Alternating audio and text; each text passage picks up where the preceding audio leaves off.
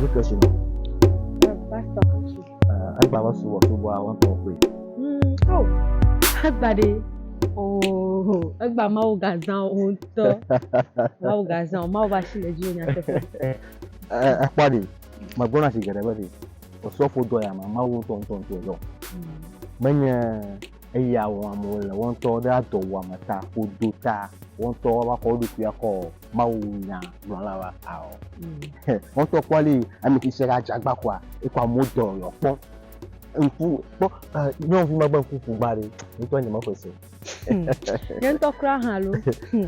Ma o ba shi zon dan nya tefe. David KESINOR. Mfutasi.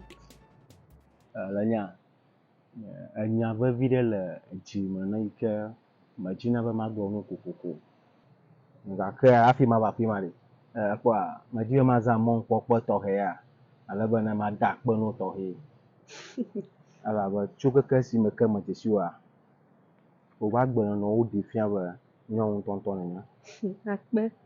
ike nchu fo ma da shari ka adogo a ate gbon ba nyon va va na nya ta majina ma za mon popo ya ma gbo no ba akpe ba elanya ba gbo mo akpe no Akpe. Osofo. Ha ma da akpe no. Voa koko abe nane le dzidzi nu. Ike ne dzi be agblo voa mete dodome. Wa vu do kio mo na agli na sia. la kwa enya don ton le jime na ike ma jiji ba magbo Wa gble na la, wa gble na ko dzi me ko na gble na. akwa o le di bede le mo se fa gba la ma gban to a o gbe e ke ma wo kata wo awa Amegbetɔ de yin to fo no no mo awa nchu ayo po nchu a ava ti akongo a ava onyon pa nti pe su we agbe a da deblibo akwa nchu ike na po nyon de a afọ KESINOR Na ja to fi. okay afọ KESINOR ala mo nsu we ti jo popo yen nyon na po nyon de ko ji o jema nyon a matukara do no wa oh afọ KESINOR ta ala ba agbotana da so akwa na uji wa ba nyon wa lo nchu na chichin kaka ba do te foda na ho fo de kwa le ba na da so fi ka me da so le wa agbona oge wa na ba gede ma tre ho ma ala ba mawu su wo mi la fi fo mawa achi ahashi Osofo. Fifi ade aga chakan de jinto. Anya kata gbona la nyama fifi ani maga na ka gomo samu. Anya tutu na le dzidzi nu na bi agblo kwa de. Nchu na nye ponwa ba nchu ne wa gble na ko asia. enyenye ba la jachugba Akpe. la nya popo Akpe. ogbon koko nya pona apo na me le kure nwa ale kwa ba owo ma wa wo gban owo le ndi me gandre pete ta po yi den ti o mo to he Akpe. apo a enyenye ba jiji ba maza mo popo ya magbono ba ma wo lon fi awon fi ta ma jiba na mo popo ala ba na nya strong Oh, Osofo. Tanya kuna bi agblo hu kwa ikuna gblo nya gbogbo mo kata ke ni mo sana ka gomele mboa. Ajoji na masi. Ayo masi. Maji o mako mo nkpokpo ya madakpe no ha. Mate ho sami kana trola nya bagba mai kama nya wa lo cho ikani nya hon lo va sere fifio. Tanya na gblo ha masi. Madu gbada kuda ndodo ikama unama. Kama na nya e mo kwese ba ndodo ikama wana. Anya ndodo ika adejipu. ndodo ne bakaba ela ba mo pon ndodo ya bi ko ma wa te ma we hallelujah Amen. bi ko ma wa te ma we Amen. ndodo ne bakaba Amen. akoni lo ba ba ji mo le Nana mai. aba mo fa ma shami na wo na e kwa galo ma agbogbon ala sasana ne bi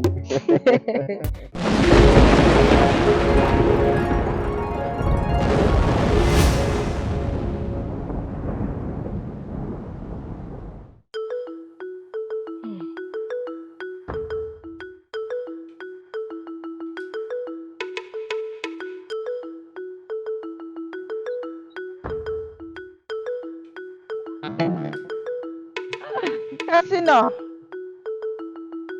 Yes, see.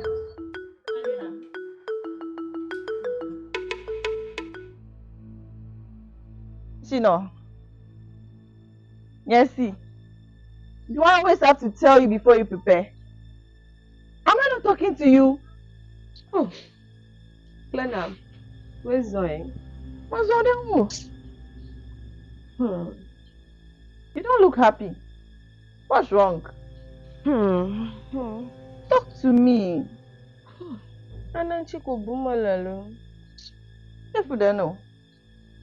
Ana Johnny cho Sunday ade. Okay, Joe. Ananchi ko bumala wasana gbalo. Okay, Joe.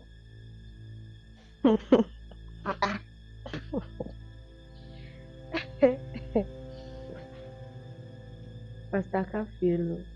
Pastor KAFUI. Okay, Joe, ready? Oh, hello. Na come ready ode. Pastor KAFUI abalake. He proposed marriage to me.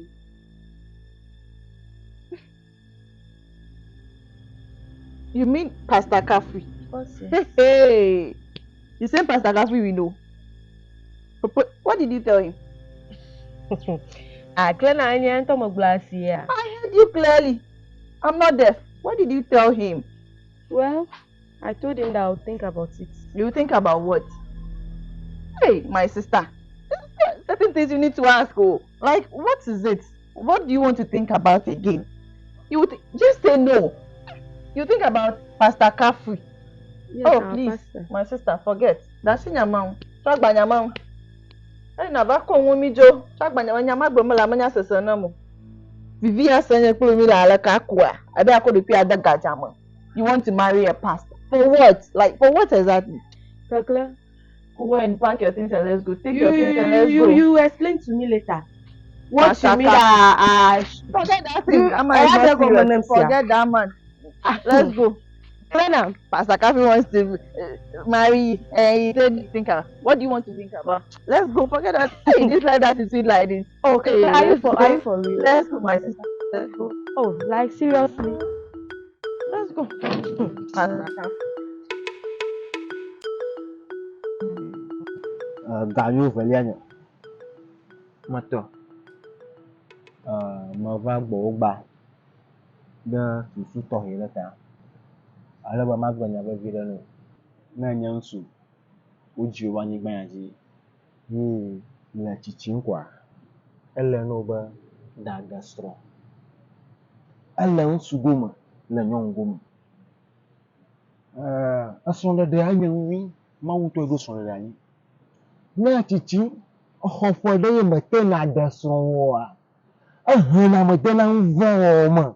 Nvo ba matro wa hasi wo. Osofo. Anya ina jibe ya gblo na mari. Majiba na yeji agblo nyana. Anyo wa na akpare ka to na nya to akpare ka to akpa ya to akpa yi. Afi ya ba yi nya ina jibe ya gblo ya. Yeji na gblo nyana jere kai mala toji. Okay. Ganyo. Agwe. Abale mete kuma. Elle ba gba to na de so. Ya le be vido. Le jeshi KESINOR. KESINOR. Aya kuna la checha. Aya kumono mi klikpon. Na wanya na we ma pona le mu lo. Ye mono popon le mu o. Ye ba nya gblo ma la. Nke joreji. Akwa. Ma va de jeshi be detupi manye detupi re kana wuna mu. Ikana vona ma wo. Ina subona le chodwe nyenye twaji. Kosida ala chochi. Juda kaka ba yire mendira. Na nyama gonya ablo wa. Ma detupi ma lom. Ma lom ika rudomba na madi. Hey. Ahonga. Madi aba sonyo wonyo na. Abe ya ahonga na KESINOR. Mada KESINOR aba sonyo na. Alaba nyawa sofu do ya omala. Wate deblibu. Nyama ga be no matre wo. Be fian ta abe no pochi no nyu do majamo. Anyami na jo. Nyama ko sebana la dogbara abo sofu ina ni me ko se be na do gbeda nyi da hafi chacha o mo me do gbeda la gbegbe no azubo na do gbeda ke ma mo ko do gbedodo ra mu ka nye gbogbo mako yo no na ya ma wa we do ya mu anyu eye wa de Jehova na troyi ave do gbera na ma wa de mu nyi to a kofion ala be de tugbiya KESINOR benya ya glome le emu na jore de tugbi maji emu de tugbi ma tuna afi o va ge de church ko ya mo la nyami ya e ko Biblia to gble mo ko we menye amojoje o ta Yesu va kudo ma dono yi na konji a dono yi na konji de tugbi KESINOR ya benya glome le no wa ala be de tugbi ya ba gbe ya o nona le du ya ma nsu de sia de yi kpone be aw o bom George na lo ma de kwa ma de na ko shira de ka ma de na ma vo kwa blo nde sia de totona ohun le ri bare ne mi zo bali do blo kon tiri o mo ha mi ma wo jogbo vo ere ka o ni azo da o fibu ple kemi o bom senji ke ade machine o ala ba mi fo ma o le pa ple mi po mo lo de tu vi ma la ko ye magaji bo magbo nu bana ewo sofo a to ko nya ba achu afoma ai chechi homa na la chechi homa agboba afoma amu yo na jojo la drama manye amu yo na ji ma drama manye nya ganyo la drama ye na ji ma drama anya ba shi mo wukata ho la mo gbom no e magagbete na ji no bana yi na gabe do gbera na mawu amu na jia wa kwedfie afian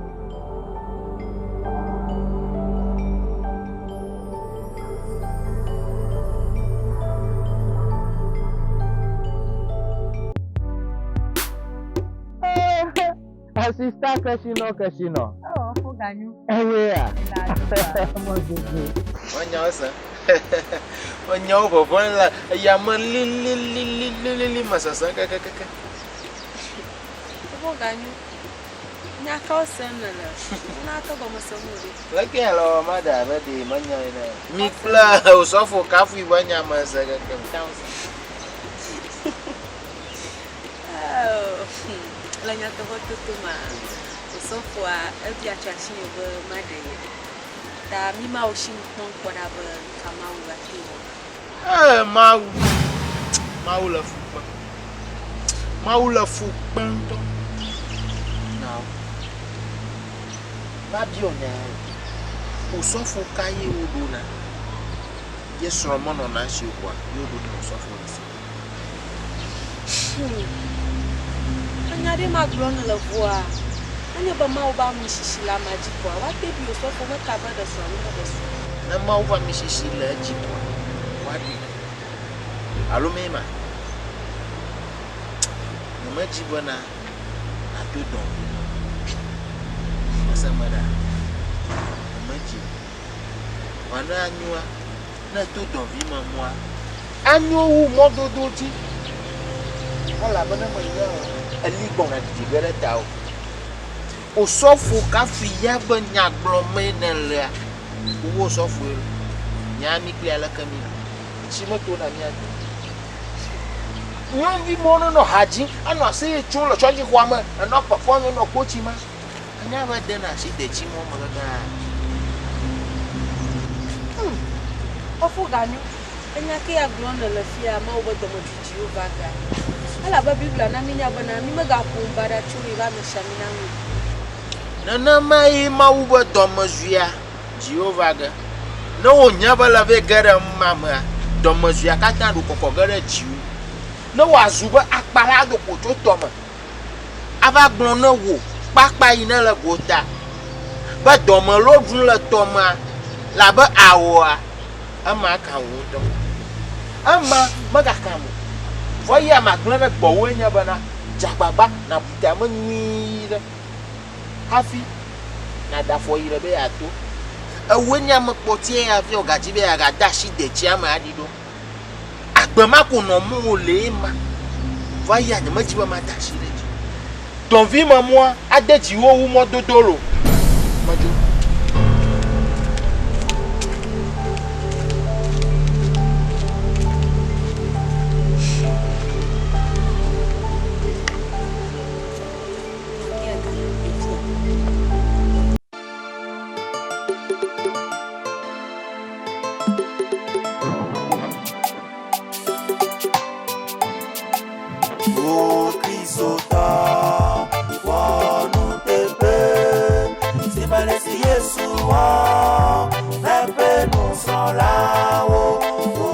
Pastor KAFUI.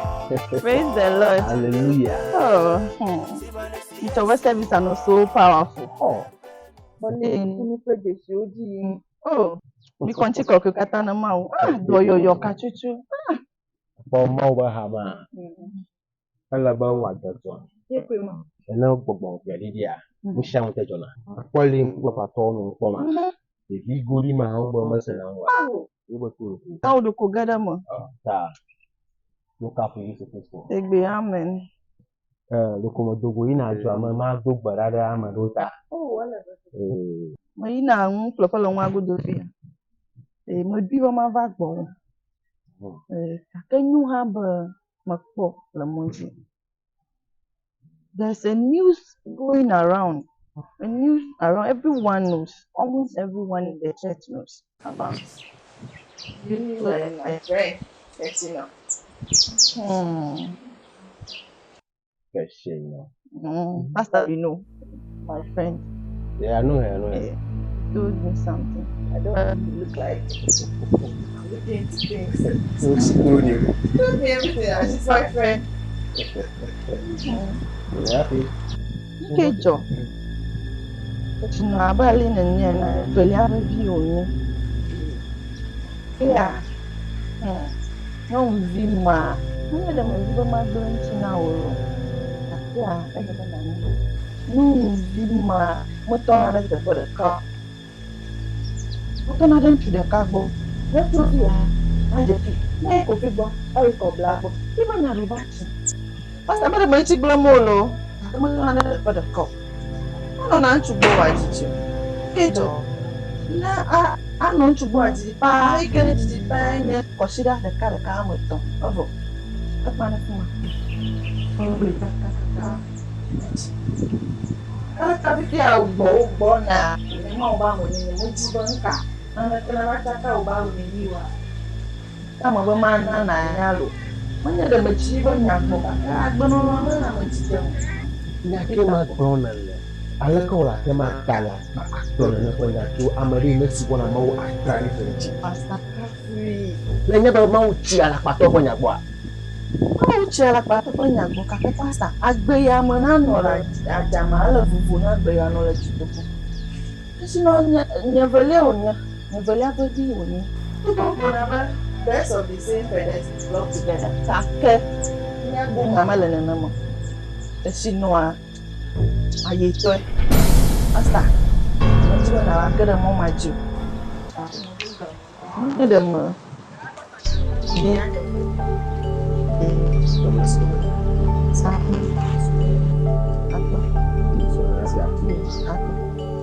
Okay, ini mah nama sia-sia.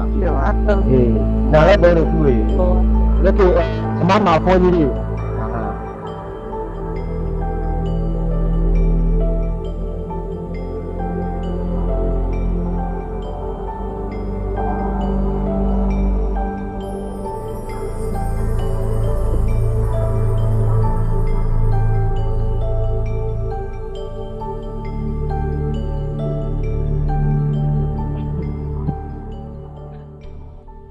Penyayang moyo goblong cu pastor yang ni. Pastor yang tua, is he truly a man of God? He never best friend. He had globana, and your mahara gachu pastor yago. You don't never friend have. I should stay away from him. So, me the whole thing Hey, mau, ya molo. Kwade, anya yo katane di dimanya mo savana ka gomo samulo. Okay, well, Mau to nang de to ba gamoji. Akpo mau shin.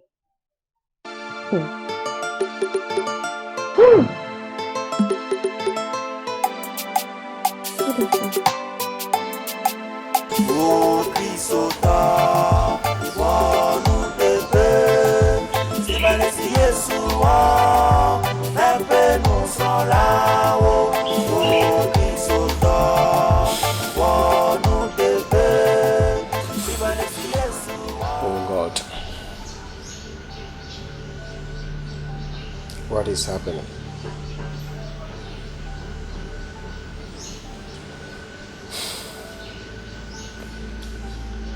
I love this lady, KESINOR, so much. This lady has all the qualities to be a good wife. But things I'm hearing about her, Father, I am confused.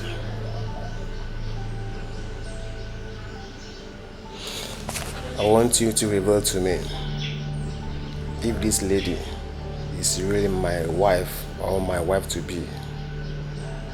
If she can be a good wife to me. Because what I'm hearing from people is discouraging me, Father.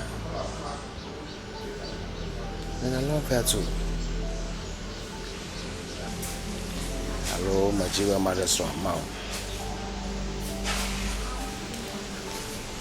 Man, I need from Mother. The man of Matre Oma Mawahashia. Nyakaya Jukon Waglo Chunchine. Nyakaya Mowaglo.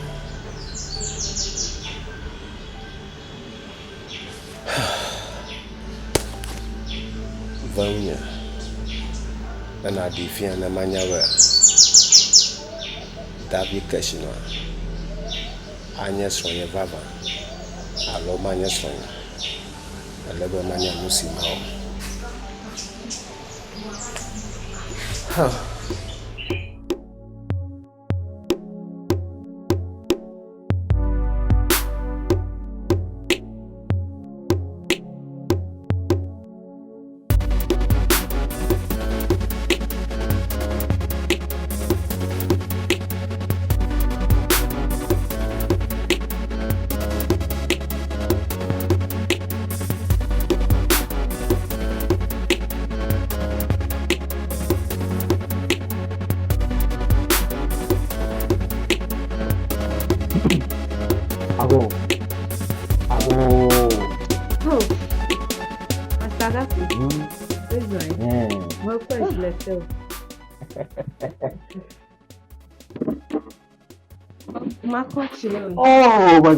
Magatiju. Akpea. No, you don't have Hamavibo copy Bibla Matoma. A tuna teacher on any other. I want even more for not teacher but don't for Manchi. And I won't regular. Niano Bibla and a chief market. They are things their children, son, like Kelly. Hallelujah. Amen. Amen. Amen. Mawayo. Amen. What you ready? Amen. Oh, I had the cap coat take over. No, Bavana. So, Montoya when I over me, Agbesia, but I'm a home and I call Mupa. I give a man more when I thought you know. A young year. More charger Juba. I have a and I do some the drama. You can use similar. I live my you. I live my cocoa now with no similar. No more warm up. I live about what. Muscle. But I got to. You talk with him or would you not be on your other? No, I have both back. Yaha, Manyado, who window sunken, shouldn't you? Boa, I lay Manya Odoa, Manya or Samala. I'm a quiz of blue. Omola Caracaju. Taramava Bia Waki. The Pialava. Mà qua xem rồi là ba lên là gì là mà ngồi xem rồi à nó hỏi được cái gì. Mà để được việc.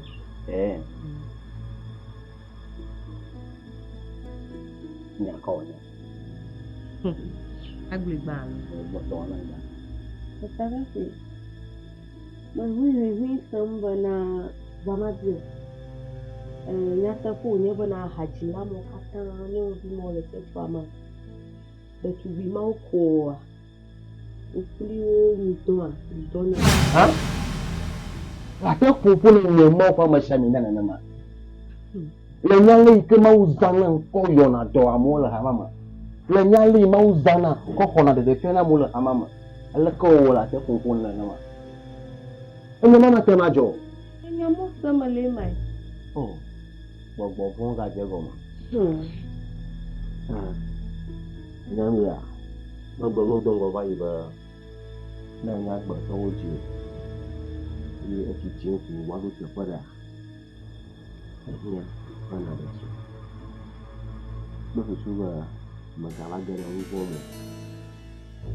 Mo lo ne ma tro wa ha ti wo. Ni no wo ka ma wo ti atraria.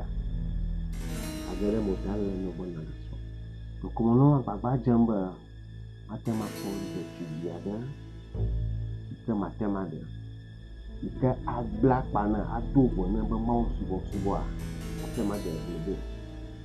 Ala ba gbara ka ti fu yi ni na anu agba ni a gbe ma gba to lo wa ko wa tu ka ke jogbo fun to do ti bi yo kata po mala o buru ni de ti bi yo ti ji mo yo han da la mau subo po ke o ji bo ya tem da la mau wa bo ai de bu po mo